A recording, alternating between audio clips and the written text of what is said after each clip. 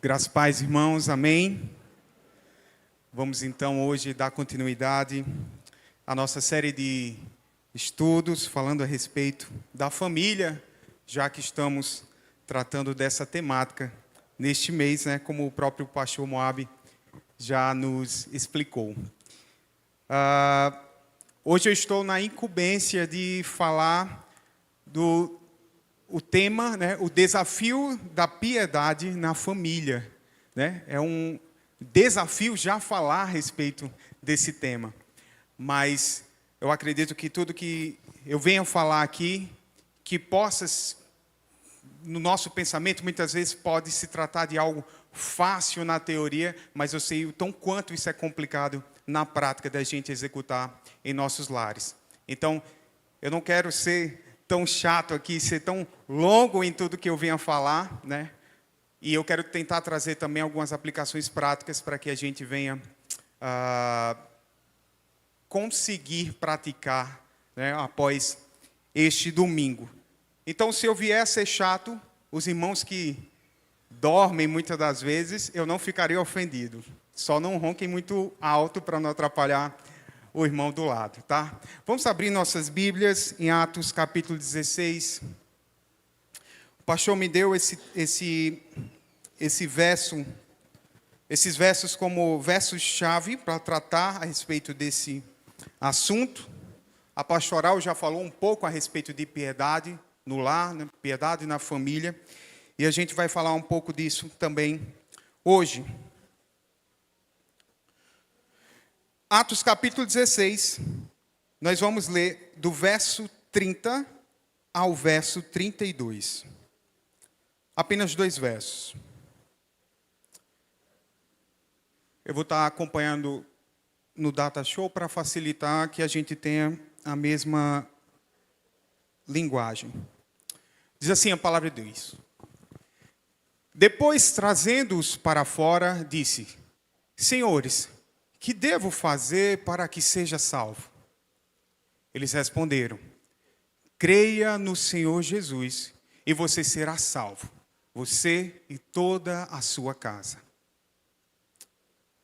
E pregaram a palavra de Deus ao carcereiro e a todos os que faziam parte da casa dele. Oremos. Senhor Deus, Pai da eternidade, Deus de infinita graça, muito obrigado, Senhor, por tudo que já aconteceu neste culto. Muito obrigado pela palavra que já foi lida, pela palavra que também foi falada e pelos louvores assim que foram cantados. Que tudo que nós viemos refletir, ó Pai, nesta noite, que o Senhor possa colocar em nossos corações. Amém.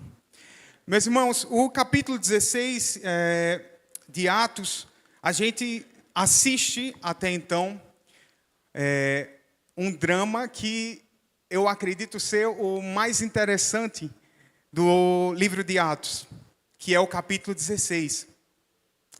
E no capítulo 16, Lucas vai narrar a respeito da segunda viagem de Paulo, que até então sua primeira viagem tinha sido realizada com Barnabé, e dessa vez ele levou Silas para o ajudar nessa segunda viagem.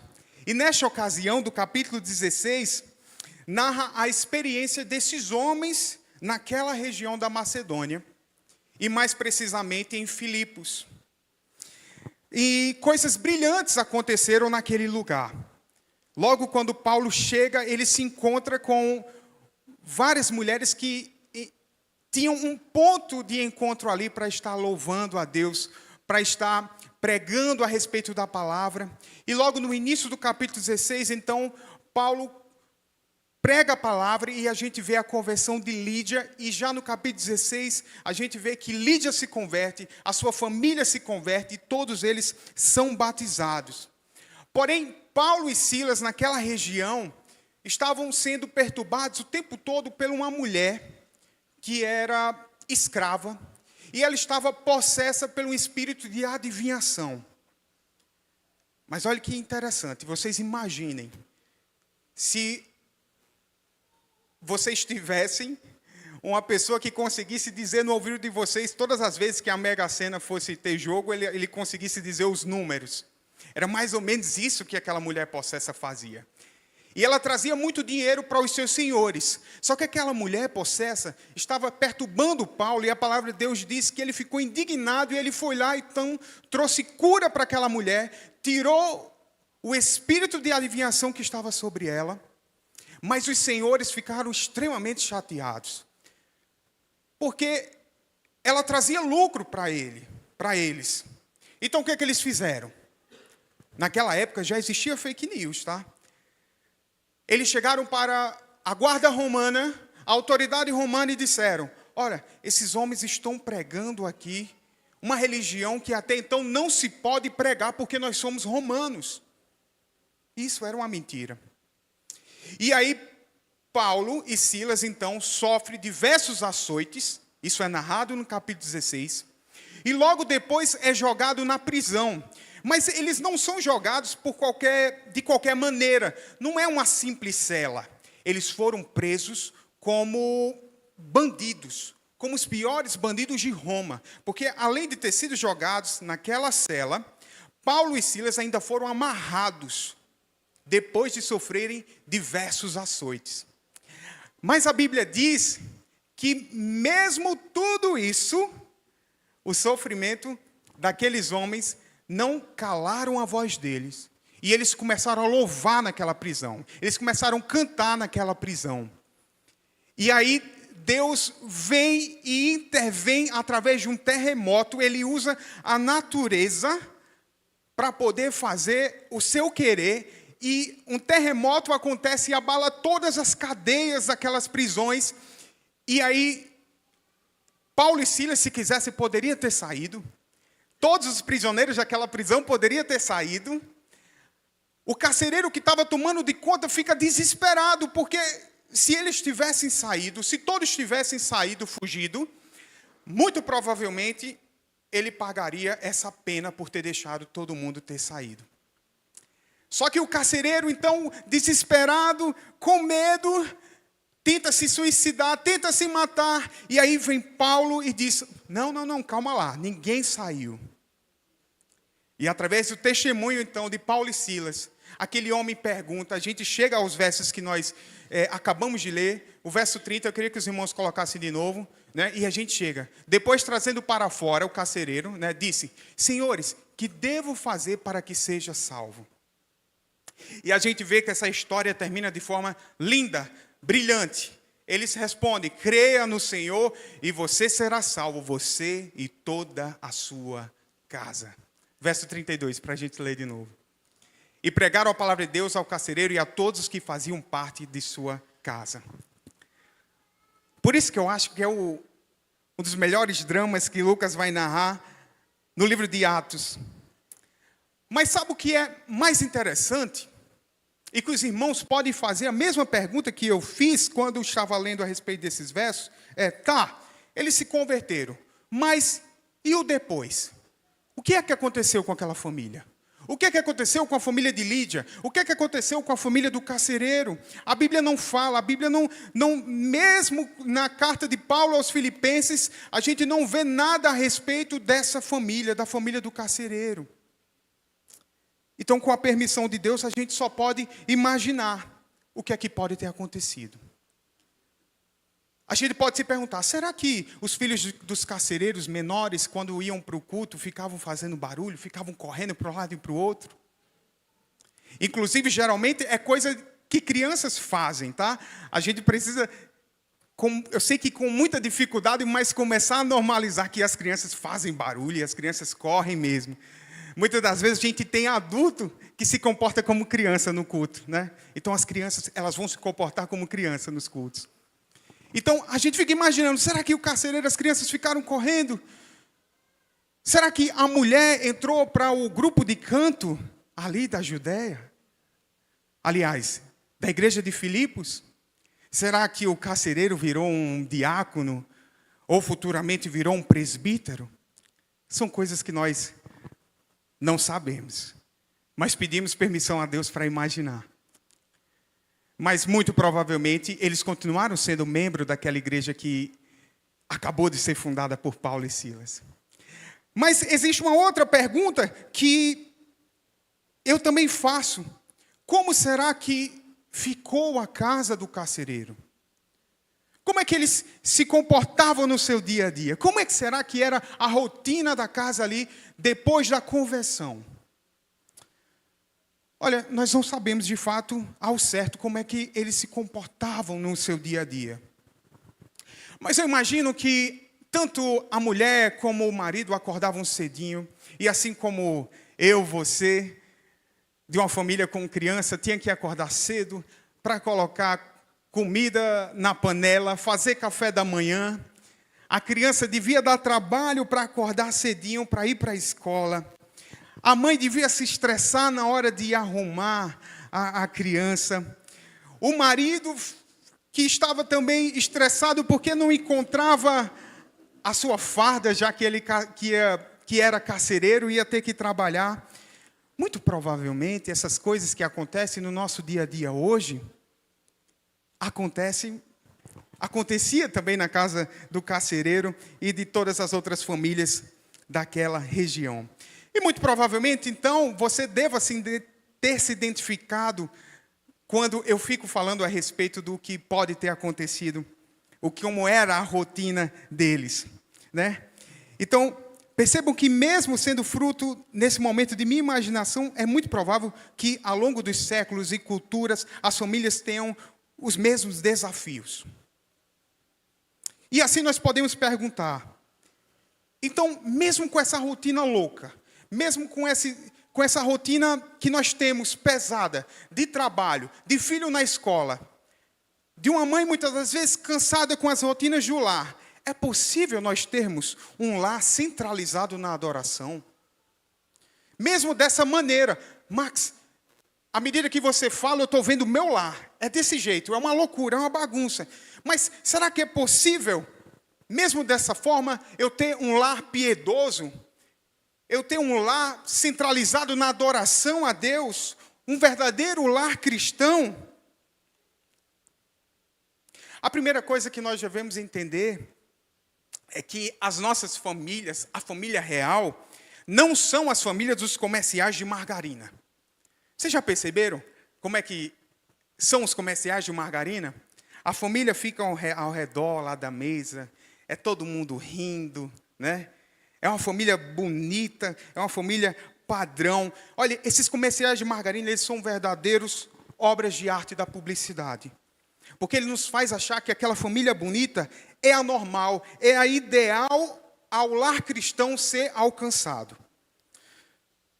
Bom, nós já vemos que, na verdade, também são fake news. A começar pela quantidade de margarina que eles colocam no pão.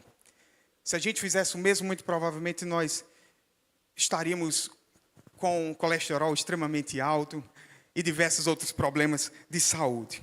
Mas quantos de nós já olhamos esses comerciais e se perguntou, por que minha família não é daquele jeito?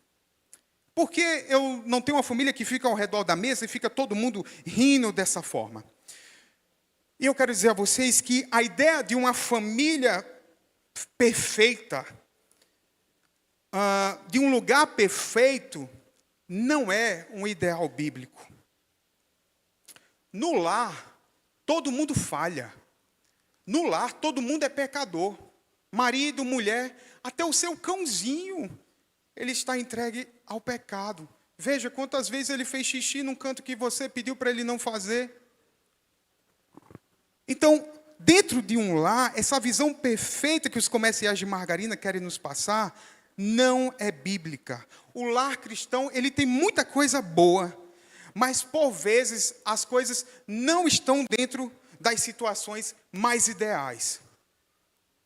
Então eu acho que isso traz conforto para a gente, né? Saber que muitas vezes nós achamos que somente o lar do vizinho, onde a gente vê que é perfeito, aquele sim é um lar cristão, mas o meu com essa loucura toda, de marido que briga com mulher, mulher que briga com marido, meu filho que desobedece, e a gente muitas vezes acha que então é impossível, mesmo nesses lares, ter um lar centralizado na adoração com a piedade.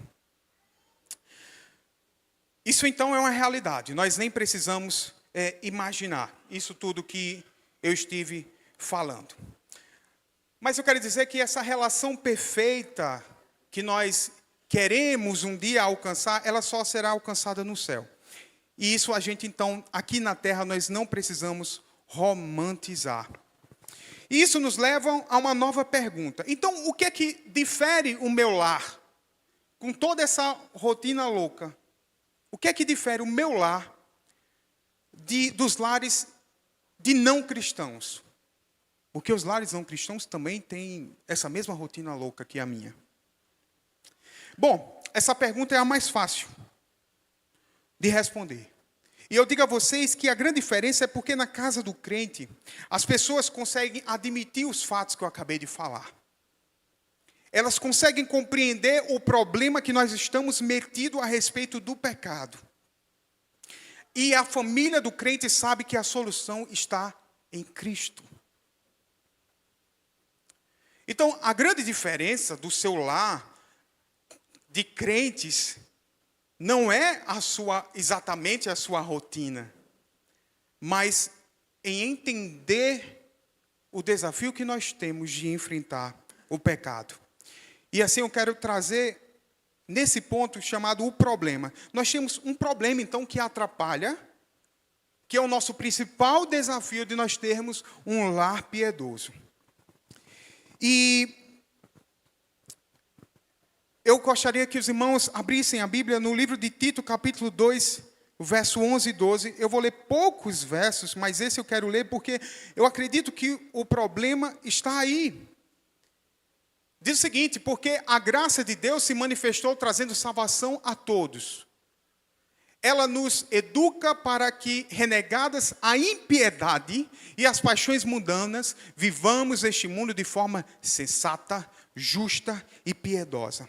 Então, o problema que nos atrapalha de termos um lar piedoso é que nós não estamos nos comportando como Deus quer. E isso é pecado. Muitas vezes nós estamos enraigados ainda com essas paixões mundanas e não estamos vivendo da maneira como Cristo pede que nós vivamos, de forma sensata, justa e piedosa.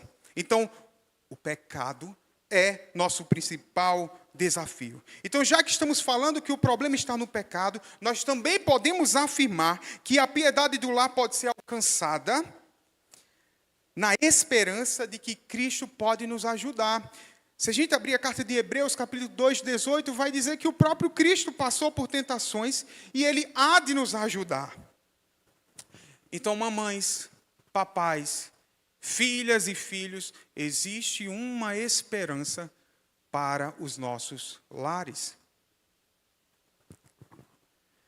Muitas das vezes nós ficamos desesperados e achamos que não tem esperança, mas a palavra de Deus diz que existe sim a esperança. Nós já sabemos o problema e nós sabemos a solução. Então, mesmo que você já tenha procurado o pastor, mesmo que você já tenha feito diversos momentos de aconselhamento, mesmo que você já tenha procurado aquele seu amigo psicólogo, ou que você foi para o psicólogo com sua esposa ou com seu esposo, levou filho e filha, e depois disso você fracassou uma vez, fracassou 2, 3, 4, 5 vezes, mas existe esperança para termos um lar piedoso, e essa esperança está em Cristo. Então, não adianta nós nos desesperar. Nós podemos lembrar em 1 Coríntios, capítulo 10, verso 13, nos lembrar que Cristo também foi tentado por essas mesmas coisas, e pelo poder do Espírito Santo nós podemos também vencer. Olhe, não existe problema novo aqui na terra. Não existe nenhum problema debaixo do sol. Problema novo debaixo do sol. Os mesmos problemas que nós enfrentamos nos nossos lares, eu tenho certeza que o pastor já pegou um monte de figurinha repetida quando ele está dando aconselhamento. De lares que têm exatamente os mesmos problemas. E ao longo dos séculos e mais séculos, esses mesmos problemas ainda estão. Mas eu quero também fazer você pensar, o que é a piedade cristã no lar? Eu até escrevi aqui que é a reverência prática a Deus, que afeta todas as áreas do nosso lar. E, portanto, ela modula o papel de cada indivíduo no lar. O que isso quer dizer? que uma vez que alcancemos a piedade, ou que a gente pratique a piedade vai conseguir modular o papel de cada indivíduo no lar. Do marido, da esposa e de seus filhos. Portanto, os pais são chamados a liderar espiritualmente, como diz Efésios capítulo 6, verso 4. Os cônjuges a amar-se e edificar-se, como Efésios 5, 22, 23. E os filhos obedecerem como parte de sua adoração a Deus, como a gente vê lá em Colossenses capítulo 3. Então, dentro de uma casa, cada um tem exatamente o seu papel. E a piedade, ela vai conseguir modular. Mas é muito provável que vocês já saibam de tudo isso que eu estou falando. Mas mesmo assim estejam afirmando que esses pilares não se constroem de um dia para o outro. E é verdade. Como eu falei, é muito mais fácil eu na teoria estar falando a respeito de piedade, a respeito do lar, mas na prática é um negócio difícil. E eu compreendo. Então, em última análise, como podemos alcançar a piedade em nossos lares? Bom, eu quero fazer vocês pensarem comigo a respeito dessa solução. E a solução está em Mateus capítulo 28, 20, quando Cristo ordena, a respeito da seara, da grande comissão, que Ele nos manda fazer discípulo. E Ele diz, ensinando-nos a guardar todas as coisas que eu vos tenho mandado. E eis que estou convosco todos os dias até a consumação dos séculos. Max, não entendi. Não entendi. O que é que a grande comissão tem a ver com a piedade no lar? Eu quero fazer vocês pensarem comigo que a única maneira de nós alcançarmos a piedade do nosso lar e vencer o grande desafio do pecado é discipular o nosso lar. Pais que discipulam os filhos, maridos que discipulam suas esposas ou esposas que discipulam os filhos. Não tem como conseguirmos a piedade no lar se não for através dessa maneira. Então é através do discipulado familiar que nós podemos progredir e enxergar verdadeiramente, não mais os nossos filhos somente como filhos ou mulher como mulher, porque nós devemos nos enxergar como irmãos e irmãos cheios de pecado. Então nós necessitamos sermos discipulados todos os dias. Então, é através do discipulado que nós ensinamos a respeito da lealdade, a respeito da fidelidade, a lógica de perder para ganhar, como a Bíblia nos ensina, priorizar a espiritualidade ao invés de ajuntar tesouros aqui na terra. É através, então, do discipulado que nós podemos fomentar o contentamento, a busca das boas oportunidades, a disciplina, mas também o conforto nos momentos difíceis, nos momentos de desânimo. Quantas vezes o marido precisa animar a sua esposa, ou a sua esposa precisa animar o seu marido, ou o marido precisa dar uma orientação para o seu filho, e essas orientações, tudo isso que eu falei a respeito de lealdade e fidelidade, a gente só vai alcançar, a gente só encontra na Bíblia. Então, a única maneira de nós termos um lar piedoso é que nós precisamos discipular uns aos outros. Imagine o seguinte. Existe uma ilustração lá em Provérbios capítulo 24, verso 30 a 34, onde ele pede para nós imaginarmos dois terrenos. Existe um terreno que está abandonado, e esse terreno, ou melhor, vamos começar pelo terreno certinho. Existem dois terrenos, e um dos terrenos, o seu dono passa todos os dias, e ele começou a arrancar o mato, a plantar naquele terreno, a ir lá todos os dias e regar aquele terreno. E ele, com toda a paciência, ao longo dos meses, as plantações começaram a crescer naquele terreno, e aquele lugar ficou cheio de vida, ficou um lugar muito bonito. Precisou-se de tempo para se tornar um lugar frutífero. Mas imagine também um terreno abandonado. O seu dono não faz nada por aquele terreno. O solo começa a endurecer. O mato, ele começa a crescer naquele terreno. E ao longo do tempo, aquele terreno vai se acabando.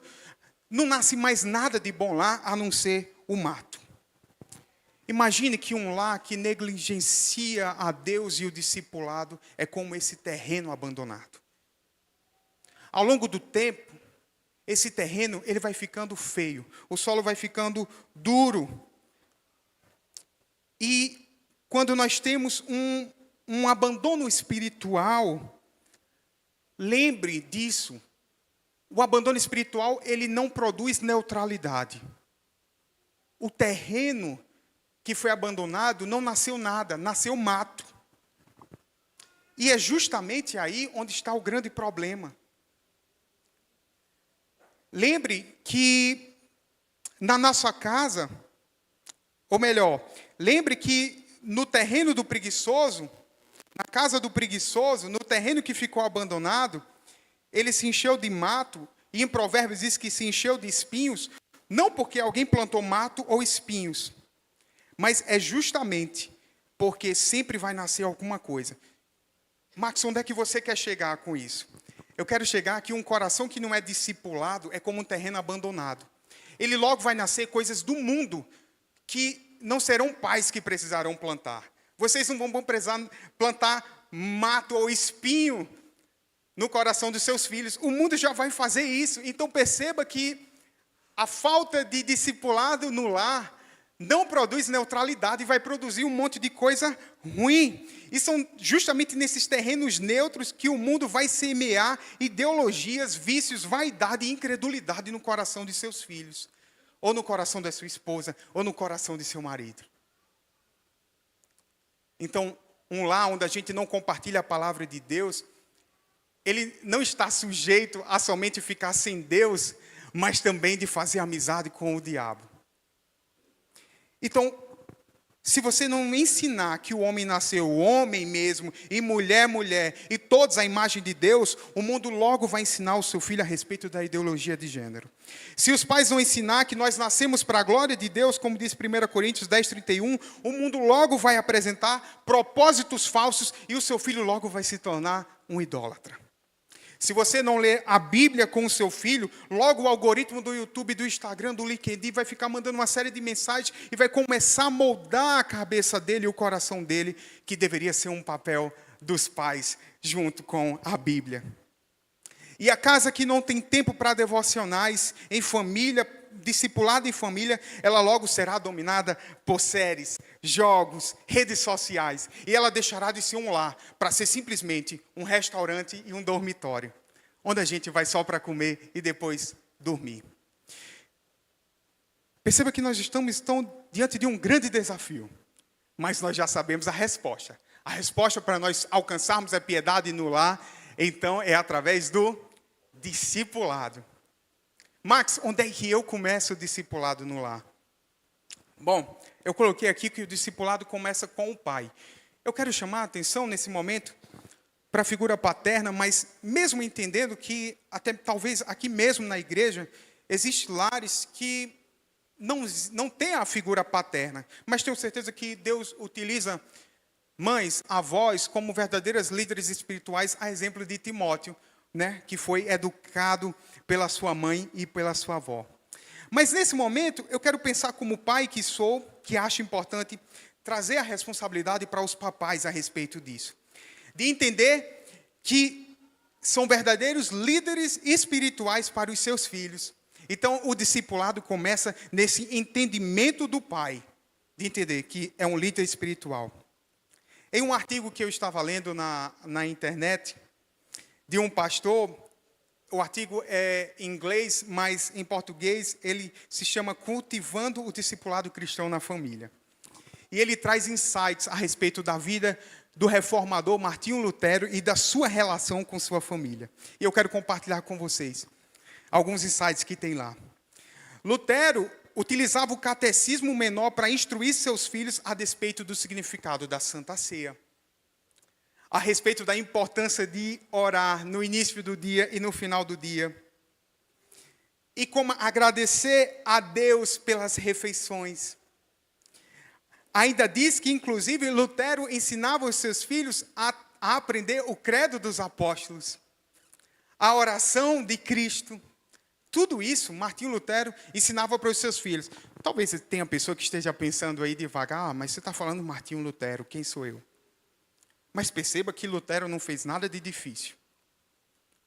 Inclusive, no prefácio do seu catecismo, Lutero escreve: é dever de todo chefe de família, pelo menos uma vez por semana, examinar as crianças uma após outra.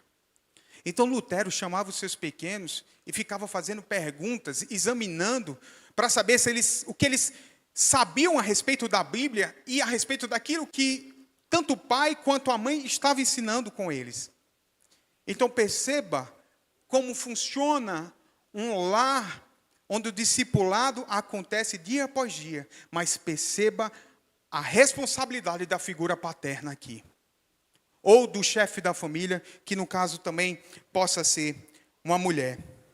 Então, as crianças eram obrigadas, inclusive, a recitar os 10 mandamentos, o credo dos apóstolos, como eu falei, e a oração do Senhor. Lutero também acreditava que amar os filhos exige a vara, a disciplina, devido à insensatez do coração das crianças, ele fala. Mas ele também alertava que aos pais não baterem nos seus filhos com força, tá? Porque ele fala, testemunha que certa vez ele apanhou do seu pai. Olha, o reformador Lutero não foi uma criança calminha. E quando ele apanhou do seu pai, disse que o pai bateu forte. E ele logo ficou chateado com seu pai. Então, nós devemos ter cuidado na hora de disciplinar corporalmente os nossos filhos, porque ele também escreve que essa disciplina corporal ela é momentânea, mas discipular o nosso lar tem verdadeiras consequências eternas. Para terminar a respeito de Lutero, o artigo fala que Lutero tinha uma filha que morreu muito cedo, e ele, visitando a sua filha no lar de morte mesmo, ele pergunta: querida filhinha, eu sei que você está muito feliz por estar comigo aqui neste momento, mas você ficaria feliz em encontrar o seu pai no céu? Eu acho que Lutero, cheio de lágrimas nessa hora, perguntava isso. E a filha dele logo responde: meu pai, se assim Deus quiser. Dias depois, Lutero perderia a sua filha. Mas quem viu aquele momento disse que Lutero ficou maravilhado a respeito da resposta que a sua filha deu. Será que os nossos filhos estariam preparados para dar uma resposta dessas? Então, nós pais temos esse desafio. Um outro desafio do líder espiritual é honrar o pai da paternidade. E esse ponto aqui, eu acho extremamente importante, porque além de todos os desafios que eu falei, nós temos esse desafio de honrar a figura paterna, porque nós temos a figura paterna, o modelo em Deus. Ou melhor, ele é o pai da paternidade. Onde fala isso, Max? Efésios 3, verso 14 e 15 vai falar que Deus é o pai de toda a paternidade. Então Deus, ele moldou as nossas famílias, a família, baseando então na imagem dele. Ele não apenas criou, mas ele deu o reflexo do seu caráter paterno. Aliás, não somente paterno, como também de filho.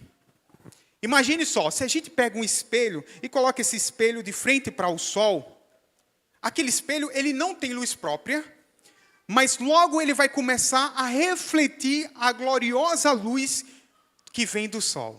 É mais ou menos isso que Deus fez em nossas famílias. É mais ou menos isso. Ele colocou todo o seu caráter. E eu quero fazer vocês refletirem nisso, dizendo o seguinte: por que ele é o pai de toda a paternidade? Veja, se Cristo existe desde a eternidade, e ele fala que o próprio Pai estava com ele, então Deus é modelo de pai desde a eternidade, antes mesmo de Adão e Eva. Portanto, eu quero que vocês saibam que quando um pai provê para o seu filho, ele reflete o Deus provedor. Quando uma mãe consola o seu filho, ela reflete o consolo de Deus. E quando um filho obedece com amor, ele reflete o eterno Filho que diz, faça-se a tua vontade. Então, nós temos um Deus que colocou todo o caráter dele nas famílias. E nós precisamos, então, cuidar como verdadeiros mordomos, como verdadeiros líderes espirituais, a cuidar dessa família que é modelo de Deus, que reflete a Deus, trazendo piedade para os nossos lares.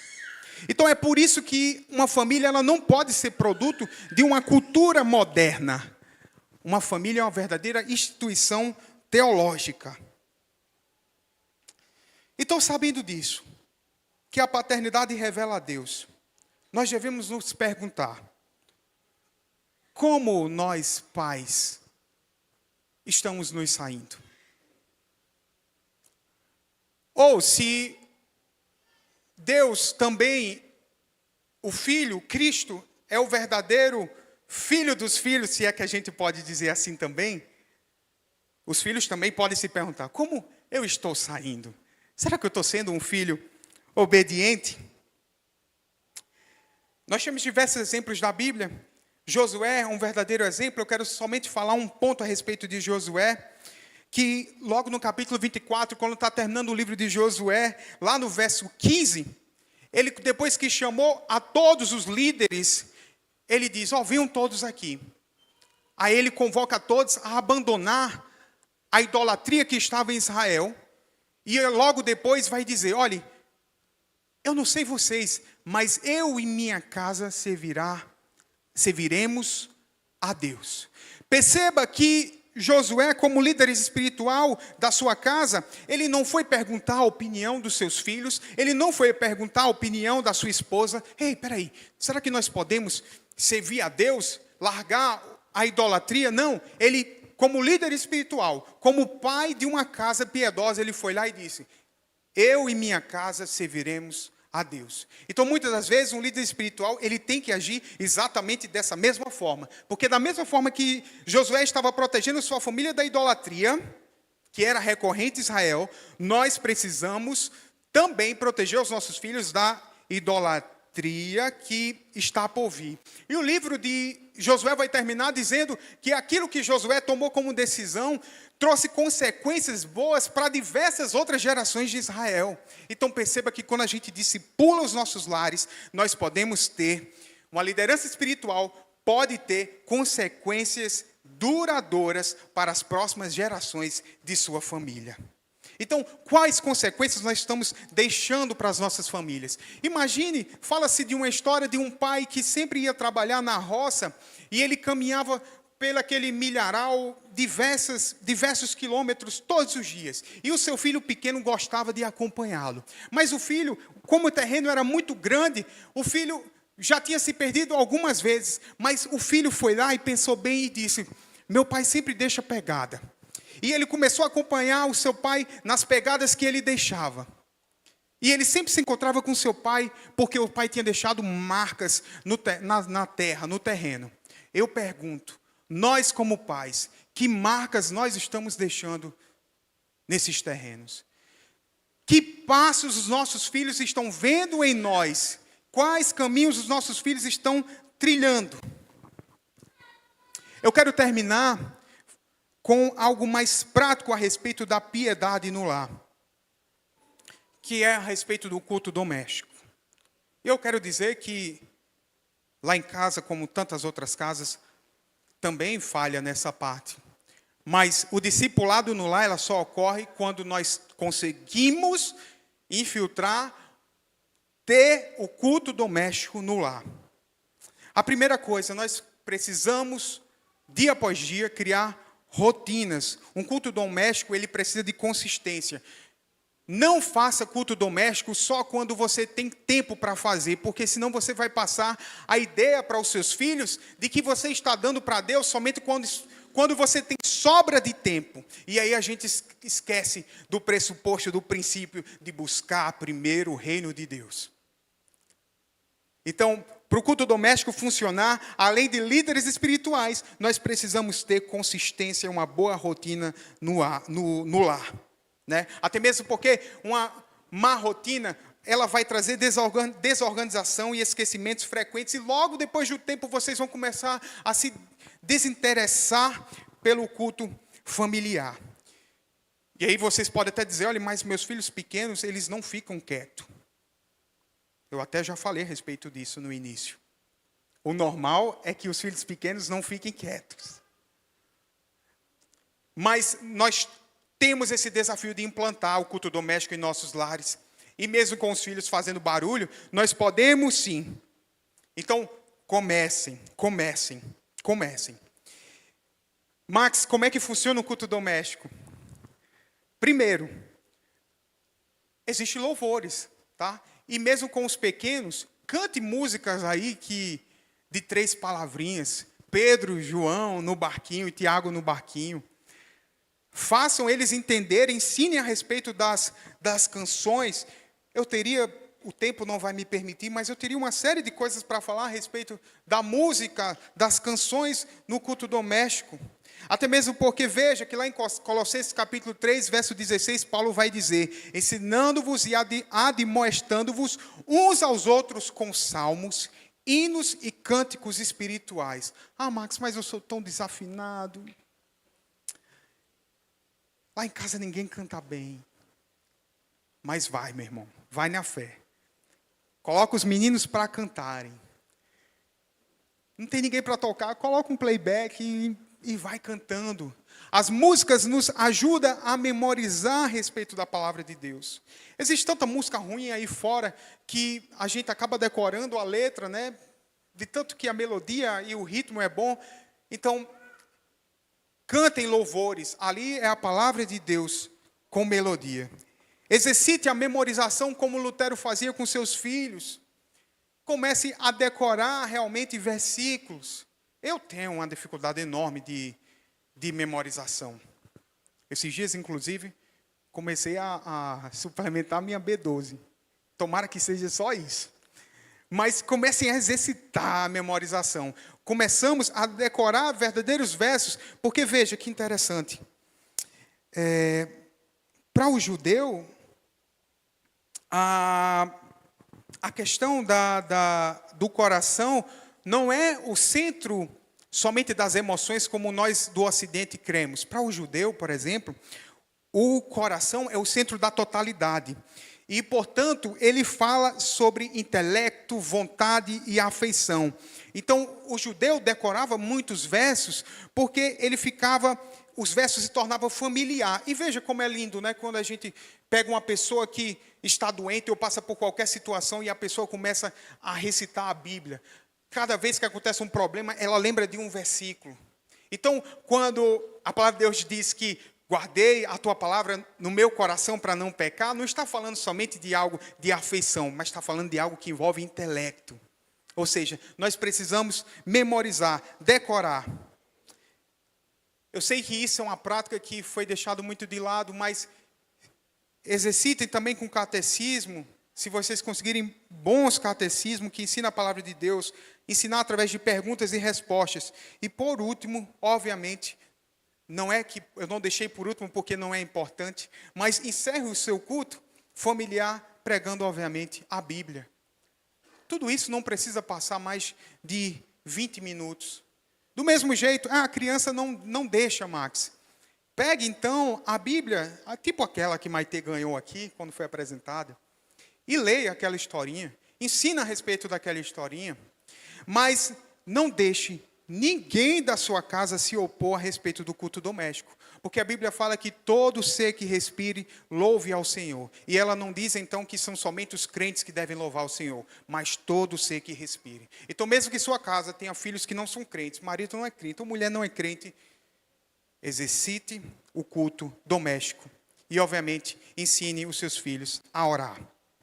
Eu quero terminar fazendo, já que eu acabei de falar a respeito de catecismo, e tem uma pergunta do catecismo de Westminster, que eu acho brilhante, e eu sempre lembro dela. E é a primeira pergunta que fala, qual o fim principal do homem? E eu quero mudar aqui perguntando, qual o fim principal de cada membro de nossa família? A resposta se encontra em glorificar a Deus e gozá-lo para sempre. Então nós precisamos, antes de encerrar aqui, lembrar e perceber que tudo aponta para a glória de Deus. Portanto, apesar do discipulado no lar ser algo que envolve filhos, mulheres, maridos, cada indivíduo, na sua individualidade, tem um chamado inegociável, que é glorificar a Deus e gozá-lo para sempre. Então, mesmo que exista um pai cansado, uma mãe sobrecarregada, um jovem distraído, uma criança curiosa, como Maitê, todos nós fomos chamados para adoração. E quando nós adoramos juntos em nossos lares, lendo, orando, cantando, nós estamos ensinando e cumprindo com o nosso dever de adorar a Deus e glorificá-lo para sempre. Que Deus abençoe a todos. Vamos orar? Fique de pé.